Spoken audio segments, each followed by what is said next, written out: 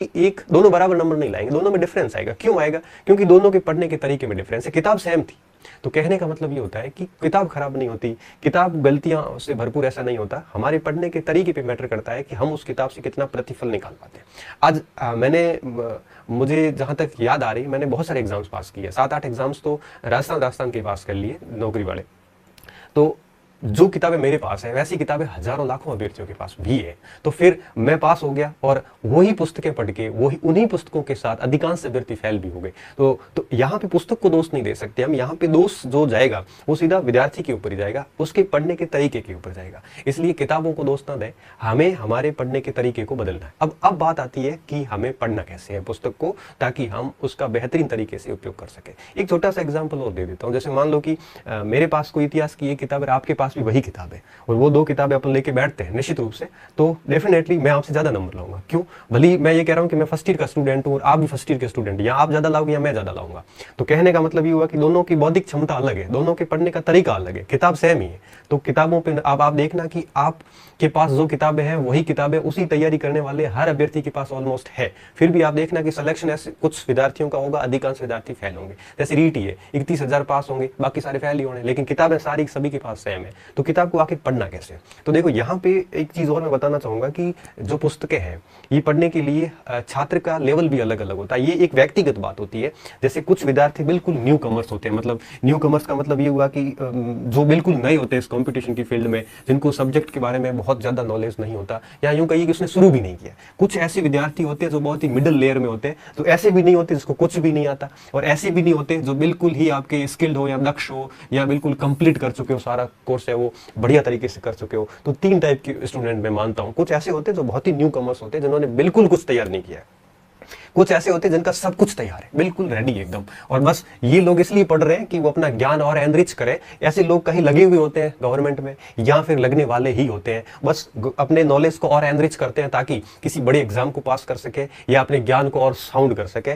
कुछ ऐसे विद्यार्थी होते हैं, कुछ ऐसे होते हैं जिन्होंने अभी स्टार्ट ही नहीं किया, बिल्कुल शुरू करने वाले हैं, और कुछ ऐसे होते हैं जो न दक्ष होते हैं और न नए होते हैं, बीच के होते हैं। और मेरा ऐसा मानना है कि मैक्सिमम स्टूडेंट जो है वो इस श्रेणी में आते हैं, जो न न्यू कमर्स है न ओल्ड है, ये बीच के हैं। ओल्ड का मतलब यहाँ पे कंप्लीट कोर्स किया हुआ, ये बीच की जो संख्या है इनकी तादाद बहुत ज्यादा है। मैं तीनों के बारे में अलग अलग बताता हूँ। सबसे पहले आता हूँ न्यू, जो बहुत ही नए स्टूडेंट है, जिन्होंने अभी तक चीजें शुरू नहीं की। सबसे पहले उसको क्या करना है, उनको हर विषय की एक पुस्तक लानी, उससे ज्यादा नहीं। और बेहतर यही होता है कि आप माध्यमिक शिक्षा बोर्ड या एनसीईआरटी से स्टार्ट करोगे तो ज्यादा फर्क पड़ेगा। क्यों? क्योंकि वहां पे आसान चीजें समझाई जाती है। तो इसलिए लोग एनसीईआरटी सजेस्ट करते हैं कि 6ठी से 12वीं तक की एनसीईआरटी अगर अपन करते हैं तो हमारा इतिहास, भूगोल, पॉलिटी, इकोनॉमिक्स, ये बेसिक सारा अच्छा हो जाता है। इसके बाद अपन अगर ऑथेंटिक बुक देखेंगे तो वो अपने को अच्छी तरीके से समझ में आ जाती है।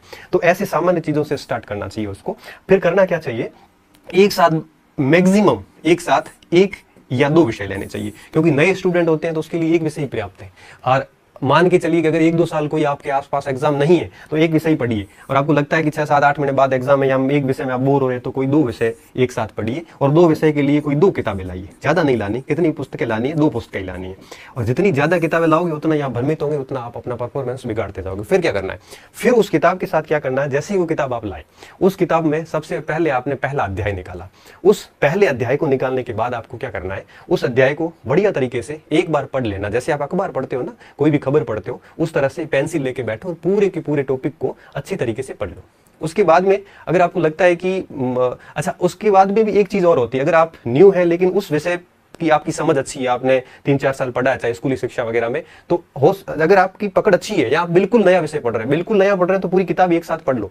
ये जैसे 20 टॉपिक है, 20 टॉपिक पढ़ के उसके बाद दोबारा उसका रिवीजन करो। तो अगर आपने थोड़ा बहुत पढ़ रखा है तो पहला पार्ट पढ़िए बढ़िया तरीके से। पढ़ने के बाद अगर पहले पढ़ रखा है तो उसी दूसरे टॉपिक को एक बार फिर वापस पढ़ लीजिए। तो दूसरी बार जब पढ़ोगे तो फिर क्या होगा, दूसरी बार जब भी पढ़ोगे तो आपको कुछ चीजें समझ में आनी शुरू होगी। जहां जहां समझ में आ जाता है वहां वहां अंडरलाइन करना शुरू कर दो। ऐसे करके आप किताब को एटलीस्ट 1 से 2 बार करिए। उसके बाद में जब तीसरी बार पुस्तक पढ़ोगे तो आपको बहुत सारी चीजें समझ में आनी शुरू होगी, और तीसरी बार जब पढ़ोगे तब आप किताब के मार्जिन पर साइड में लिखना भी स्टार्ट कर लो, और जब यही पुस्तक चौथी बार निकलेगी तो निश्चित रूप से आपको उस किताब के अंश याद हो जाएंगे, और यहाँ पे चौथे चरण में आप नोट्स बना सकते हैं। यहाँ पे टाइम लगता है इन चीजों को, लेकिन चीजें इतनी पक्की तरीके से काम करती है कि उसके बाद फिर दिक्कत नहीं आती है। तो ये काम किया जा सकता है न्यू कमर्स के लिए। आपको ये चीजें करनी है, एक किताब को कम से कम आपको 4 से 5 बार पढ़ना है और कंटिन्यू फिर उसका आपको रिवीजन करते जाना है, ठीक है। फिर ये इन स्टूडेंट्स को क्या करना है, इनको कम से कम 2 विषय तो एक साथ रखने ही रखने हैं, और उन 2 विषयों को क्या करना है, उन 2 विषयों को बढ़िया तरीके से तैयार करते रहना है। और आप यूं कहिए कि कम से कम आप हर टॉपिक को एक साथ ही 1-2 बार पढ़ लो, और 2-2 3-3 बार पढ़ने के बाद आगे बढ़ोगे तो फिर आपका जल्दी हो जाएगा। आपका 2 बार मैं इसलिए कह रहा हूं कि आपकी स्थिति इनके जैसी नहीं है। आप पूरी किताब पढ़ो, उससे बजाय आप हर टॉपिक को 2-2 बार कंटिन्यू पढ़ते जाओ और फिर आगे बढ़ो, और फिर तीसरी बार फिर पूरी बुक ही एक साथ पढ़ लो, और चौथी बार उसमें फिर आप सॉर्ट आउट नोट्स कर सकते हैं। और इन लोगों को तो फिर क्या करना, किताब को खाली पढ़ना ही है, और ये जब लोग किताब पढ़ेंगे तो निश्चित रूप से कुछ फैक्ट नए आएंगे, उस फैक्ट को वो देख लेंगे, क्योंकि उनकी इमारत तो तैयार है। इसकी इमारत के ऊपर केवल कोई नया तथ्य मिलेगा तो वो अपने आप ही उनके सेट हो जाएगा। इनको कुछ भी नहीं करना है, इनको केवल नई किताब लानी है और उसमें देखना है कौन सी बात नई मिली है, वो अपने नोट्स में या अपनी पाठ्य सामग्री में या अपने दिमाग में ऐसे बिठा देंगे तो उनको ज्यादा नुकसान नहीं है। मेन समस्या यहाँ पे आती है। तो आपको क्या करना है, सबसे पहली चीज क्या करनी है, किताब की सामान्य रीडिंग करनी है। सामान्य रीडिंग का मतलब एक प्रकार से पूरा उसके ऊपर से अध्ययन करना है। रीडिंग करने के बाद में उन चीजों की स्टडी करनी है। स्टडी का मतलब होता है थोड़ा सा समझना टॉपिक को। जैसे मैं आपको एनसीईआरटी की क्लास से कंटिन्यू पढ़ा रहा हूँ, आप देखना उसमें कि मैंने जब भी कोई टॉपिक लिया है तो उस टॉपिक को, उस जो हेडिंग है उस हेडिंग को मैं आपको समझा रहा हूँ। मैं रीडिंग नहीं करवा रहा हूँ, मैं समझा रहा हूँ, सीधी स्टडी करवा रहा हूँ। रीडिंग स्टडी के बाद में फिर क्या होता है, फिर आप इसके ऊपर थिंकिंग मनन कर सकते हो, चीजों को सोच सकते हो। जैसे मान लो कालीबंगा पढ़ा आपने, कालीबंगा एक बार आप ऊपर से देख लिया, दूसरी बार फिर वापस पढ़ा तब आपने उसके नीचे अंडरलाइन कर ली, स्टडी कर ली। तीसरी बार जब पढ़ो तब उसके ऊपर सोचो, बुक बंद करके कालीबंगा के दिमाग में पूरा रिमाइंड करवाओ कि कब खोज हुई, कैसे खोज की गई, किसने की थी, इसके अंदर कौन कौन से प्रमाण मिले, इसकी क्या क्या विशेषताएं हैं, ये सारी चीजें आप दिमाग से सोचिए। जब आप ये सोचोगे तो बहुत सारी चीजें भूलोगे तो आप वापस चेक कीजिए। ऐसे आप तीसरे स्टेज पे मनन कीजिए। मनन करने के बाद में अगर आपके पास टाइम है तो आप रिटन अर्थात नोट्स भी बना सकते हैं। शॉर्ट में नोट्स हमेशा शॉर्ट में होते हैं। शॉर्ट में ऐसे नोट्स बना दो कि उस पुस्तक को वापस ना देखना पड़े। जैसे कालीबंगा में आपको लगा कि 30-40 पॉइंट है वो मेन है, वो सारे के सारे नोट कर दो ताकि वो किताब वापस ना पढ़नी पड़े। नोट्स का ये फायदा होता है कि जब आप दूसरी कोई नई किताब लाओगे तो उसमें से आपको जो नई बातें बनेगी वो आप उस नोट्स में ऐड कर दोगे, तो फिर तीसरी कभी किताब और लाओगे तो फिर उसमें नोट्स को और ऐड करोगे, तो नोट्स बहुत बढ़िया तरीके से तैयार होते जाएंगे और अपना ज्ञान भी एनरिच होता जाता है।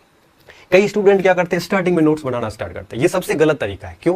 क्योंकि स्टार्टिंग में हम एक पुस्तक को जितनी बार पढ़ेंगे उतनी बार हमें नई चीजें मिलती जाएगी। तो फिर आप पहली गो थ्रू में सीधा ही नोट्स बनाओगे तो दूसरी बार पढ़ोगे, दूसरी बार फिर नई चीज आएगी, फिर कहोगे यार ये नोट्स पूरा नहीं है। तीसरी बार पढ़ोगे फिर नई चीज आएगी, फिर कहोगे कि यार नोट्स में फिर भी अधूरापन रह गया। इससे बेहतर ये होता है कि कम से कम 2 से 3 बार पढ़िए, रीडिंग कीजिए, उसकी स्टडी कीजिए, फिर उसके ऊपर सोचिए टॉपिक के ऊपर, और सोचने के बाद में फिर उसके नोट्स बनाइए। रीडिंग में टाइम लगता है, स्टडी में काफी टाइम लगता है। जैसे मान लो एक किताब आपने 20 दिन में पूरी पढ़ ली, तो 20 दिन पढ़ने के बाद कम से कम आपको वापस 20 से 30 दिन लगते हैं स्टडी करने में। फिर सोचने में आपको 5-7 दिन भी नहीं लगेंगे। क्यों? क्योंकि जो चीजें आपने अच्छी तरीके से अध्ययन कर लिया। जैसे मैं एक एग्जांपल देता हूं। जैसे आपको मैं कहूं कि आप मेरे बारे में कोई किताब लिखी हुई है और मैं आपको दे देता हूं, आप उस किताब को पढ़ के मेरे बारे में जानिए। तो आप उस किताब को पूरा पढ़ोगे मेरे बारे में जो लिखी हुई है, उसको पढ़ने के बाद आप मेरे बारे में इतना नहीं जान पाओगे जितना आप वापस मेरे बारे में स्टडी करोगे और मेरे बारे में सोचोगे कि ये है, वहां से है, ये करते हैं, वो करते हैं, तब आप विजुअल करोगे, तब चीजें अच्छे से याद होगी। और जब रीडिंग और स्टडी होती है तो टाइम लगता है, थिंकिंग में टाइम भी नहीं लगता, और ये चीजें यहाँ पे जो है ये आपके मन मस्तिष्क में सेट हो जाती है। और यहाँ पे अगर हम क्या करते हैं, हम रीडिंग स्टडी तो ठीक है कर लेते हैं, फौरी पढ़ते जाते हैं, 20-20 बार पढ़ लेते हैं, लेकिन उसके ऊपर बिल्कुल नहीं सोचते।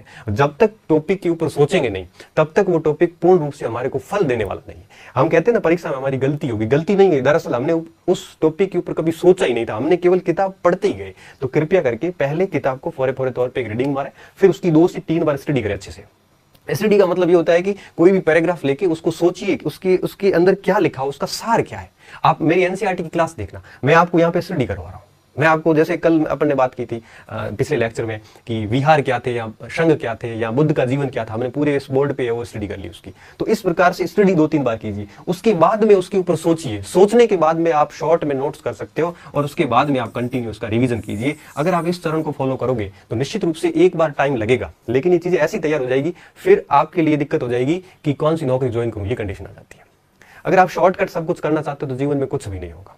कोई भी एक पुस्तक इन 500 चरणों से गुजरती है तो कम से कम उसको 3 से 4 महीने लगते हैं, कोई भी एक पुस्तक। और मैं मानता हूं टोटल 6 जनरल स्टडी में 6 ही भाग है, ज्योग्राफी, हिस्ट्री, पॉलिटी, इकोनॉमिक्स वगैरह 6 ही भाग है। 6 में से 4 बड़े अहम है।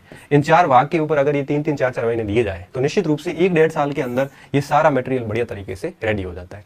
और फिर क्या होगा कि अगर ये चारों तैयार हो गए तो फिर आप कोई भी एग्जाम में बैठोगे तो आपको बिल्कुल परेशानी नहीं होनी पड़ेगी। बस सिलेबस देखना ही पड़ेगा कि कौन से टॉपिक शेष रहे हुए हैं जो मैंने नहीं किए, वो ही करने पड़ेंगे, बाकी तो सारा ऑलरेडी आपका तैयार होगा। तो कृपया करके आप अगर मिडिल के हैं चाहे आप न्यू कमर्स हैं, आप टॉपिक बुक्स लीजिए। अगर आपने बिल्कुल नए हैं तो आप पूरी किताबें पढ़ डालिए। अगर आपने कुछ पढ़ रखा है तो एक एक टॉपिक को आप इन 500 चरणों से एक साथ गुजर सकते हो। जैसे ये किताब में मान लो 20 टॉपिक है तो पहले टॉपिक की रीडिंग कर लो, 2 बार स्टडी कर लो, फिर सोच लो, फिर उसके बाद नोट्स कर लो। फिर दूसरे टॉपिक है, ये दूसरे टॉपिक के 5 चरण कीजिए, फिर तीसरे टॉपिक के ये 500 चरण कीजिए। आप अगर मिडिल में है तो ये टॉपिक वार भी ऐसे कर सकते हैं। अगर आप बिल्कुल न्यू है तो पुस्तक वार ऐसे कीजिए कि 15-20 पार्ट है, पहले अच्छे से रीडिंग कर लो, फिर उसकी 1-2 बार स्टडी कर लो अच्छे से, और उसके बाद में उसको थिंकिंग, मनन कीजिए उसके ऊपर। जितना ज्यादा मनन होगा और जितना ज्यादा रिविजन होगा, सफलता के 2 मूल आधार है। 100% एक्यूरेसी आएगी, एक सिंगल सवाल गलत नहीं होगा परीक्षा में अगर आपके पढ़ा हुआ आया है तो थिंकिंग और रिविजन, ये 2 चीजें बहुत ज्यादा जरूरी होती है जो कि हम नहीं करते। मैंने देखा विद्यार्थी क्या करता है, विद्यार्थी किताब लाता है और फिर ठीक है पढ़ता जाता है, उसको खुद को नहीं पता वो क्या पढ़ रहा है। उसकी हालत ये होती है कि वापस जब 2 घंटे किताब छोड़ के वापस किताब पकड़ता है तो उसको देखना पड़ता है कि मैं पढ़ कहाँ रहा था। ये स्थिति है हमारी। हम पढ़ते जाते हैं, पागलों की तरह देखते जाते हैं, पता नहीं कुछ समझ में आ नहीं रहा है। हम केवल रीडिंग ही करते हैं पुस्तक की, भले 20 बार रीडिंग कर लोगे कोई फर्क नहीं पड़ेगा। कम से कम आप एक बार, देखो अखबार की स्टडी नहीं करते, हम रीडिंग करते हैं, न्यूज पढ़ के छोड़ देते हैं, हमें नहीं पता कौन से दिन क्या न्यूज आई थी। तो कम से कम किताब की जब रीडिंग हो जाती है तो एक परिचय हो जाता है। जब स्टडी करते हैं तब उसके बारे में हमें बहुत सारी चीजें गहराई से जानने को मिलती है, और जब हम उसके ऊपर सोचते हैं तो वो सारी चीजें हमारे मन मस्तिष्क में सेट हो जाती है, और उसके बाद में वो पॉइंट हम नोट कर लेते हैं। तो चौथे 5वें चरण में जाके नोट्स बनते हैं। स्टार्टिंग में ना बनाया, नोट्स नहीं भी बनाते तो भी चलता है, लेकिन नोट्स इसलिए जरूरी होते हैं कि फिर आगे जब दूसरी किताब लाओगे तो पहली किताब छूट जाएगी, और पहली किताब छूटेगी तो फिर उसका थोड़ा सा लॉस ये रहेगा कि बहुत सारी चीजें भी मन मस्तिष्क है, ये स्मृतियों की क्षमता, चीजों की क्षमता अधिकता के कारण स्मृतियां हैं वो धीरे धीरे विलुप्त हो जाती है। विलुप्त क्या कह सकते हैं, विलोपित हो जाती है, तो थोड़ी दिक्कत होती है। तो ये चरण किया जा सकता है, इससे बढ़िया तरीके से काम होगा। तो आज का ये जो विषय था, उम्मीद कर रहा हूँ कि आपके लिए निश्चित रूप से ये फायदेमंद सिद्ध होगा। अंत में निष्कर्षता कह देता हूँ, कोई भी किताब लाओ उसको कम से कम एक बार उसकी रीडिंग मारो, उसके बाद उसको 1-2 बार वापस पूरी स्टडी करो अच्छे से। आप टॉपिक वार भी ऐसा कर सकते हो।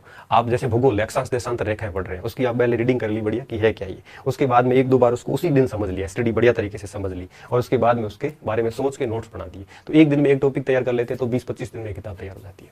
तो इस प्रकार से भी किया जा सकता है। तो रीडिंग कीजिए। कई विद्यार्थी ऐसे होते हैं जो रीडिंग नहीं करते, सीधी स्टडी करते हैं। कोई बात नहीं, अगर आपका लेवल ठीक है, पहले विषय से परिचित है, तो आप सीधी स्टडी भी कर सकते हैं। अगर आप बिल्कुल नए हैं तो थोड़ा रीडिंग का ठीक रहता है, क्योंकि आप सीधी स्टडी करोगे तो दिक्कत हो जाती है, क्योंकि एक ही पैराग्राफ में ऐसे फंस जाओगे कि वापस आगे बोर हो जाओगे, किताब छोड़नी पड़ जाती है कई बार। तो रीडिंग कीजिए अच्छे से, फिर उसकी कम से कम 2 बार स्टडी कीजिए। तो 3 बार हो गया, फिर चौथी बार मनन करोगे, चौथी बार सिलेबस हो जाएगा। 5वीं बार जब उस किताब के बारे में नोट्स बनाओगे तो वो किताब 5वीं बार हो जाएगी। फिर 5-7 बार रिवीजन कर लोगे तो किताब 10 से 12 बार हो जाती है। तो फिर उसमें कोई गलती की गुंजाइश नहीं रहती है। तो इस प्रकार से पढ़ना। यहाँ पे किताब से तात्पर्य गाइड से नहीं है, ऑथेंटिक लेखकों से है। तो इस प्रकार से किया जा सकता है। और अंत में चलते चलते बता दूं कि ये कैसे करना है। इसका अगर आपको प्रैक्टिकली डेमो देखना है तो आप मेरी कोई भी एनसीईआरटी की क्लास देख लेना। उसमें मैंने 7-8 लेक्चर लिए हैं टोटल। एनसीईआरटी 6ठी क्लास में 12 ही पार्ट है, जिसमें करीबन 15 या 17 वीडियो बनेंगे। उस 15-17 वीडियो को किसी स्टूडेंट ने नोट्स के रूप में लिखा है, तो आप देखना कि मुश्किल से 20 या 30 पेज होंगे। वही किताब जो 150 पेज की है उसको 20-30 पेज में मैंने नोट्स के रूप में लिखवा दिया।